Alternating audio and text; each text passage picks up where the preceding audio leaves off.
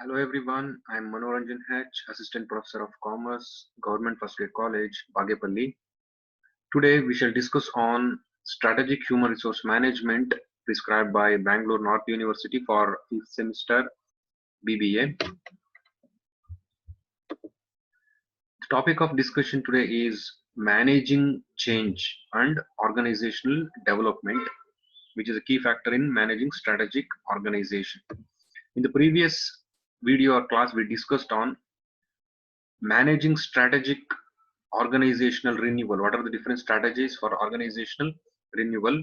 Today we shall discuss on different aspects of managing change or resistance to change and organizational development. The outcome of the particular session would be the students will be able to understand or explain what are the different change management aspects and organizational development techniques in an organization. So we'll start. Before we move on to the specific topic, let us understand what is change management is. So in every organization, we find change is like a common factor, and irrespective of different levels and parameters, we find change, because change is the only permanent factor in the world. So in an organization, no doubt, because of many reasons, change aspects will definitely be there. So this particular slide explains the different change management model, which has four important parameters with defining objectives or defining the parameter, planning the aspects, implementing the aspects, and the last one, sustaining change aspects. So in defining aspects, we find clarify roles in change management process. We have different roles in an organization. We have to clearly define the roles and responsibilities of each individual who works in an organization. Next, we have clarify what is changing and why. In the change management model, under define role, we definitely have to identify, we in the sense HR manager definitely have to identify what is going to change in an organization with respect to roles. Next, we have identify stakeholders. The HR manager has to clearly understand who are the stakeholders to the company. Could be shareholders, clients, public, government, etc. So he has to clearly understand who are the stakeholders are. Next, we have established project time frame. HR manager has to maintain a rapport with the good, other managers to identify and establish different project time frame, the accomplishment of the project. Next, we have clarify success measures. No doubt he has to, while implementing the change management model, he has to clarify different success measures. He has to perform, he has to do thoroughly performance management measures in an organization. So these are the aspects which comes under defining stage in the change management model. Next, we have planning. It includes four important parameters. First one, the conduct, impact, and stakeholder assessment. He has to analyze the stakeholders assessment in different ways and make sure the planning is done properly. Next, create change and stakeholder engagement plans. He has to take into consideration different stakeholders and make them compact with the model and make sure the change and their ideas, their demands will be fulfilled in a better manner. Next, identify risks and create risk mitigation plans.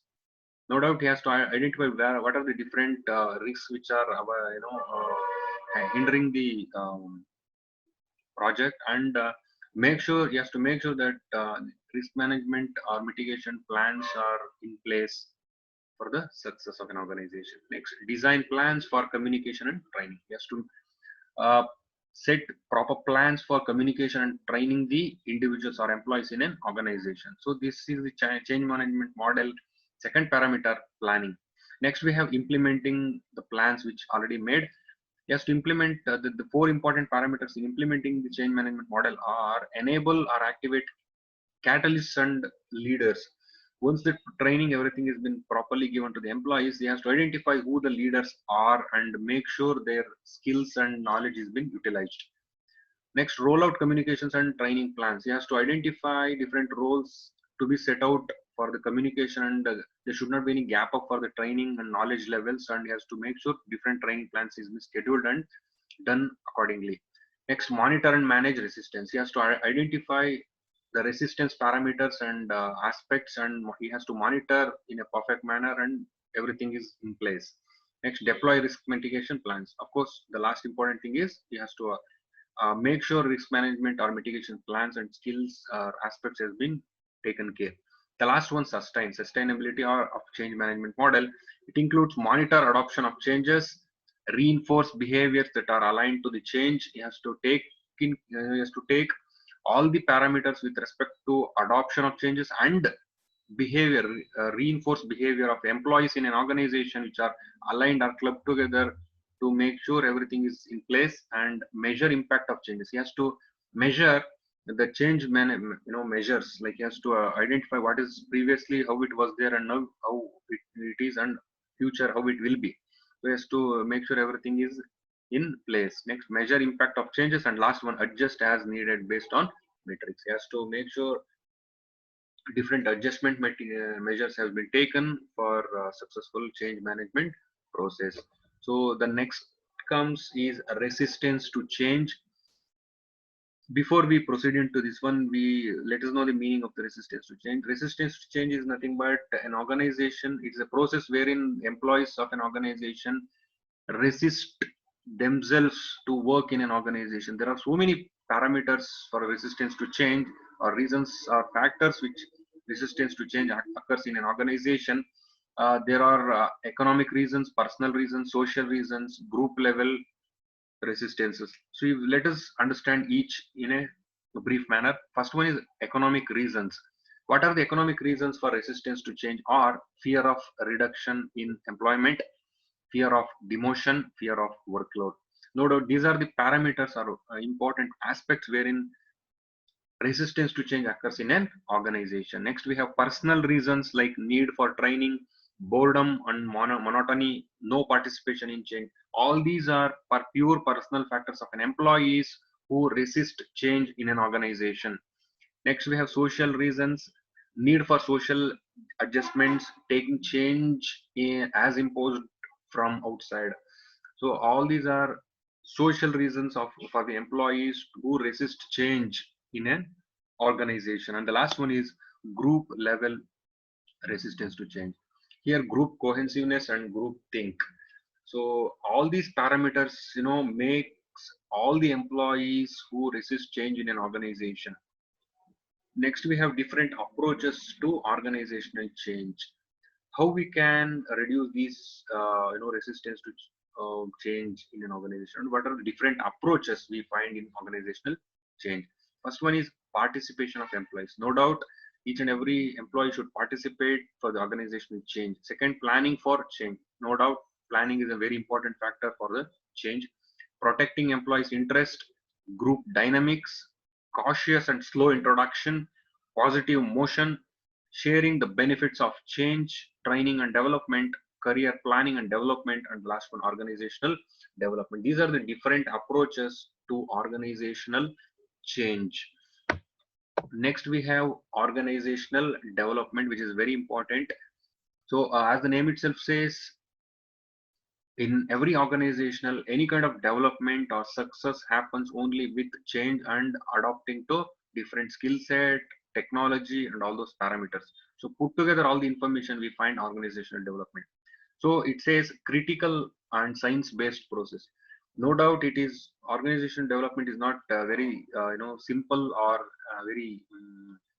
it is a very systematic process, and it is not short term. It is very long term process, and it is based on science because it has different items, like it is systematic, and as the name itself says, development science based process. It is very systematic and critical. It's very critical and ongoing continuous process. Next, we have build capacity to change and achieve greater effectiveness.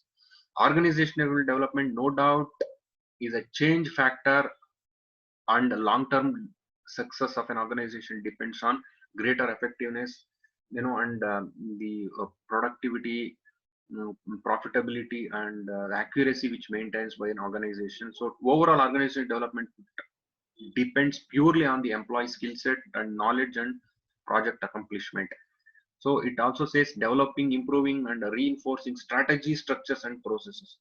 No doubt, each and every employees who are working in an organization has to develop, improve, and reinforce strategies which are being implemented at the top level, middle level, and lower level people.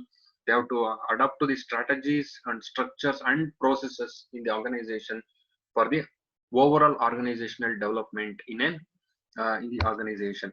So these are the as you can see the slide here. There are few key aspects for the organizational development, like people, process, promotion, participation or partnerships, process, and proposition. So these are the key factors or 6 P's we can say for the success of an organization or organizational development is concerned. So in this particular slide, we can see the 7 important steps for organizational development. It starts with initial consultation, data collection, data feedback and confrontation, action planning plus problem solving, team formation, intergroup development, and last one, appraisal and follow up. If you start with the organizational development with initial consultation, they have to consult with different levels for the successful application of strategies. They have to first initially they have to consult different departments and proceed further. Next, we have data collection. They have to gather different data from different departments for the organizational modifications and all those things. So initial consultation followed by data collection from different departments. After data has been collected, they have to check, verify all the data which is done or taken care in a proper manner, or is there any misappropriation or misplace is happening, like that they have to take all these into consideration and give feedback, and confrontation should be done properly. Next, we have action planning and problem solving. If they find any kind of mistakes happening in the data, they have to take care of all those things, and proper action planning should be done, and problem solving should be done immediately. Next, we have team formation. They have to form different teams in accomplishing these organizational development activities.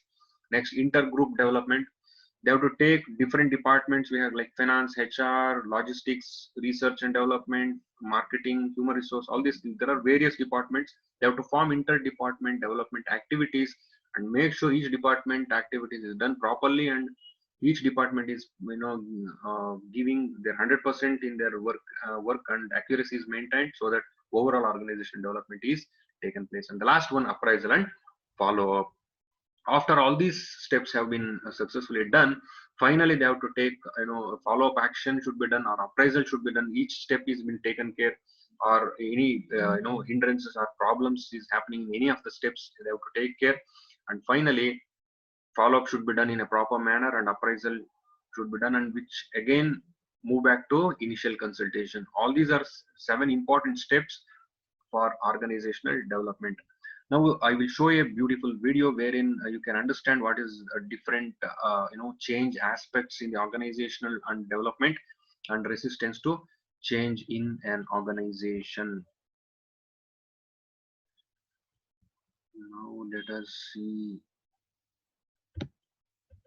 the video. 7 strategies for overcoming resistance to change in the workplace. A short while ago, I discussed the challenges and attributes of high-performing teams. In modern organizations with flatter, more matrix structures, these high-impact teams are smaller, more agile, and themselves structured to benefit from individual specialization without regard for a pecking order. Even though these teams are designed to provide maximum flexibility in a constantly changing environment, it is likely that an organization will still experience resistance to change. Overcoming resistance to change in the workplace doesn't have to be a constant battle in a market environment where the only constant is change.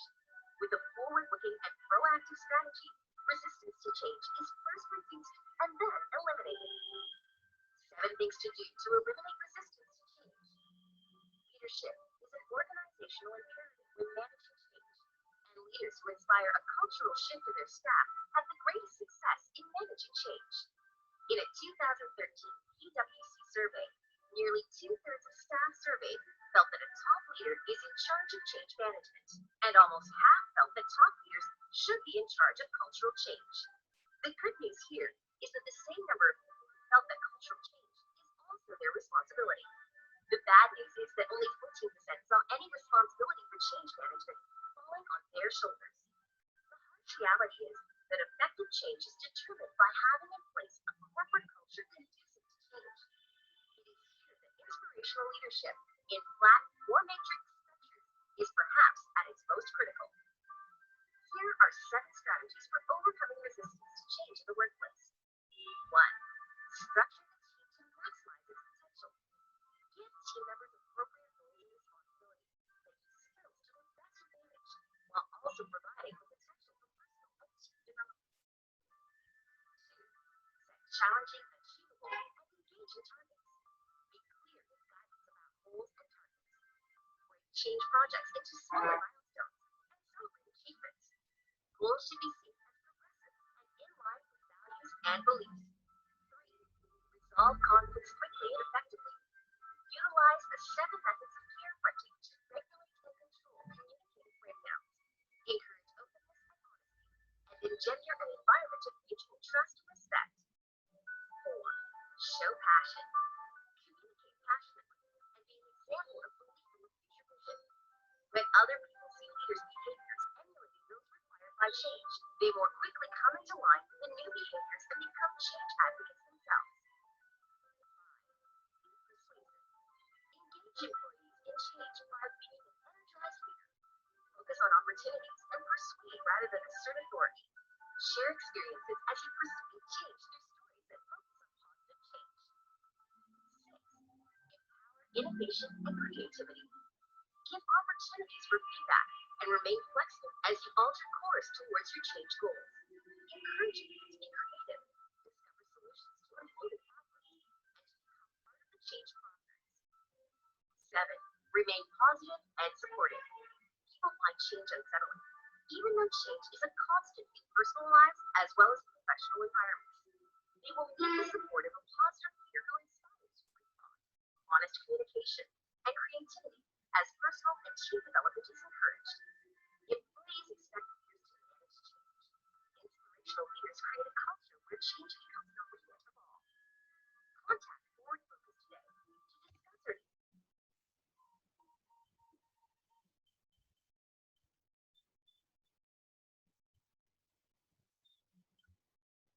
So as you can see, these are the different resistance to change strategies and how to overcome resistance to change and organizational development aspects.